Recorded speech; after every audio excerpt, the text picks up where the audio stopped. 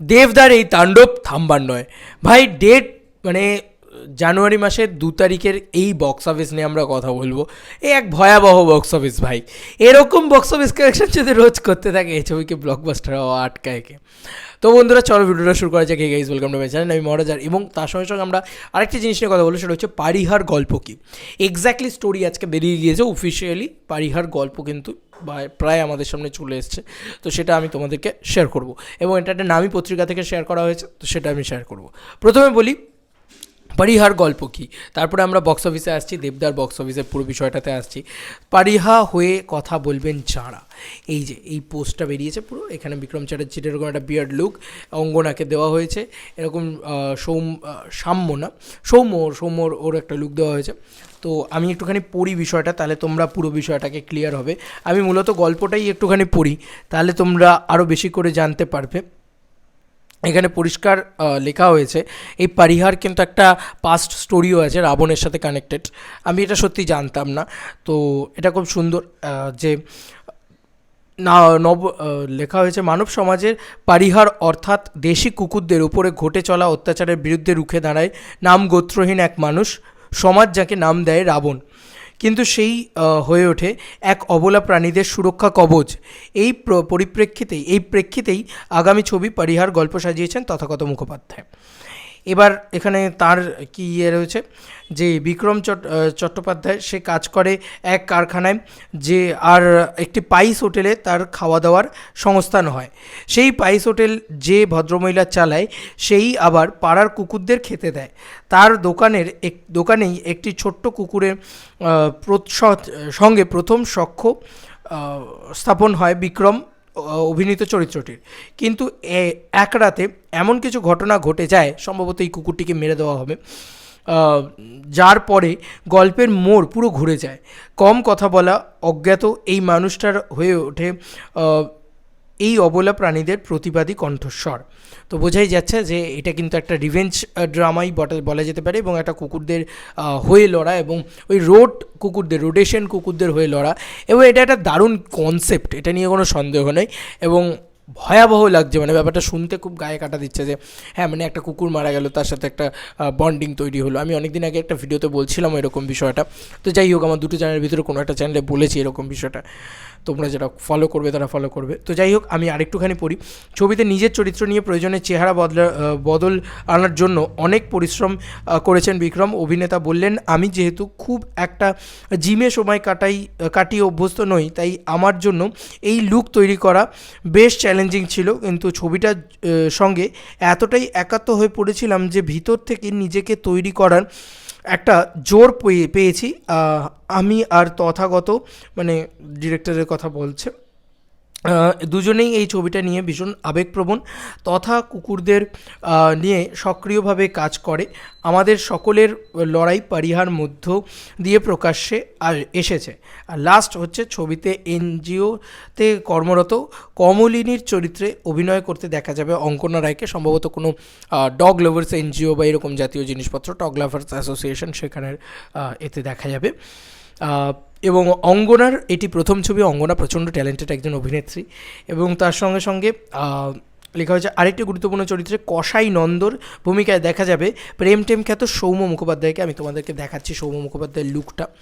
অঙ্গনার লুকটা বেরিয়েছে এবং বিক্রমের লুকটাও দারুণ লাগছে, বিক্রমের চেহারা যা লাগছে দারুণ লাগছে। তো এটাই লেখা হয়েছে। এবং তার সঙ্গে সঙ্গে আরও ছবিতে অন্যান্য গুরুত্বপূর্ণ চরিত্রে আছেন শ্রীলেখা মিত্র, অম্বরীশ ভট্টাচার্য। তো যাই হোক, এই ছবিটা নিয়ে আমি ভেরি মাচ এক্সাইটেড, প্রচণ্ড এক্সাইটেড। পারিহা খুব ভালো কিছু হোক, এটাই চাইবো। মানে পারিহা বলা উচিত কিনা জানি না, উচ্চারণটা পারিয়া হওয়া উচিত, পারিয়া বা পারিহা। যাই হোক, এই ছবিটা একটা মারাত্মক কিছু হোক। মানে আমি খুব এক্সাইটেড এই ছবিটাকে নিয়ে, কারণ এরকম ধরনের কনসেপ্ট আমি তো বিশ্বাস করে এর আগে দেখিনি। মানে এর আগে বাংলায় তো হয়ই না এরকম ছবি, কুকুর টুকুর নিয়ে ছবি হবে এসব কিছু। মানে এক্সপেরিমেন্টাল যে জনার হতে পারে, যেরকম হিন্দিতে এন্টারটেনমেন্ট বলো, বা সাউথে গিয়ে দেখলে আমরা দেখতে পাবো 777 চার্লি, সেই জিনিসপত্রগুলো বাংলায় জীবনে হবে না, হয়ও না। তো এটা খারাপ লাগে কোথাও গিয়ে। তো সেই জিনিসপত্রগুলো যখন হতে দেখি, তখন সেটাকে আলাদা করে একটা ভালো লাগাতে জন্মায়। এবং আজকে টিজার আসবে সম্ভবত 12টার সময়, দেখা যাক। টিজারটা দেখার জন্য এগারলি ওয়েট করে আছি। এই বছরটা কিন্তু কমার্শিয়াল ছবির বছর, বাংলা কমার্শিয়াল ছবি, প্রচুর কমার্শিয়াল ছবি আসছে। যাই হোক, এবার আমরা দেবদার কথায় ফিরে আসি, দেবদার প্রধানের কথায় ফিরে আসি। প্রধান কিন্তু তাণ্ডব নাচাচ্ছে ভাই, তাণ্ডব নাচাচ্ছে, মানে এটা নিয়ে কোনো সন্দেহ নেই যে মানে হিউজ হিউজ একটা তাণ্ডব যাকে বলা যেতে পারে, মানে পাগল করে দিচ্ছে জাস্ট। কেন বলছি, দেবদা ভাই one and only the box office king. এই মানুষটা ছাড়া আর কেউ বক্স অফিসে এই রেসপন্স আনা এখন টিল নাও টাইম অসম্ভব হয়ে দাঁড়িয়েছে। এবং শুধু দেবদার কথা বলবো না, অভিজিৎ সেনের কথা মূলত বলতে হবে, কারণ উনি কিন্তু একটা জাস্ট মানে একটা বেঞ্চ মার্ক ক্রিয়েট করে দিচ্ছেন যে না ভাই, এটার আমাকে বিট করা এত ইজি হবে না, এত সোজা নয় ব্যাপারটা। মানে ভয়াবহ রেসপন্স ভাই। লোকে সবাই বলে যে উইকডেজে ভাই ড্রপ করবেই, এটা খুব স্বাভাবিক বিষয়, কোয়াইট ন্যাচারাল যে একদম সাট করে ড্রপ করবে, ছবিটা ড্রপ করবে, কত কালেকশন হবে পার ডে, 5 লাখ 6 লাখ এরকম করে কালেকশন হবে। কিন্তু না, দেবদা উইকডেজে মানে প্রত্যেকটা উইকডেজ, কালকে হচ্ছে সবথেকে বড় উইকডেজ ছিল, কারণ তোমরা সবাই জানবে যে 2রা জানুয়ারি থেকে কিন্তু সবার স্কুল কলেজ অফিস কাছারি সব খুলে যায়, মানে ইচ অ্যান্ড এভরিথিং, এমন কিছু নেই যেটা বাদ পড়ে থাকে বা এটা আটকে থাকে।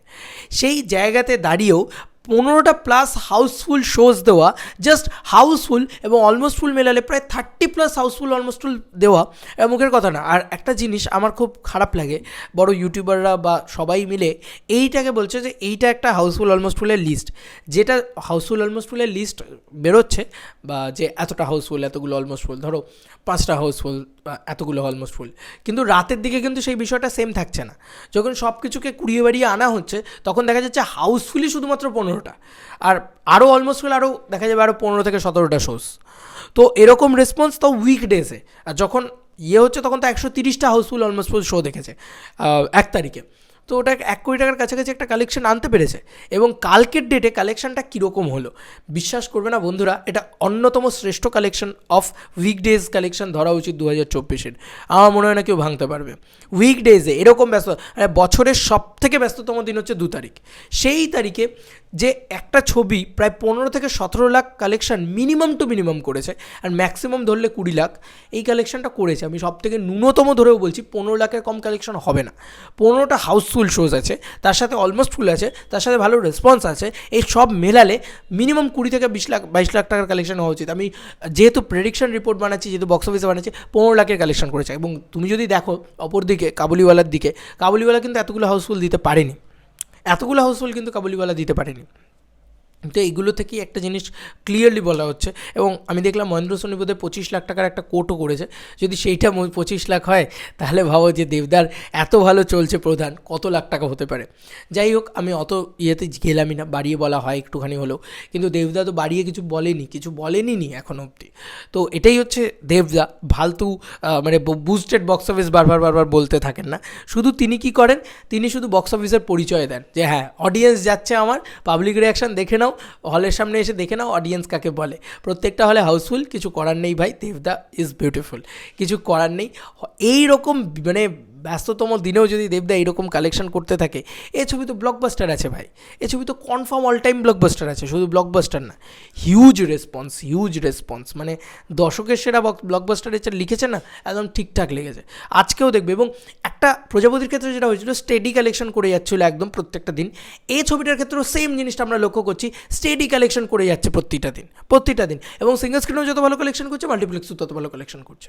আই স্যালুট টু দেবদা ভাই, তুমি one and only the box office king of our Bengal film industry. তোমাদের আর কি মতামত পুরো ভিডিওটাকে নিয়ে জানিও কমেন্ট সেকশনে। চলো বন্ধুরা, নতুন কোনো ভিডিওতে দেখা হবে, বাই।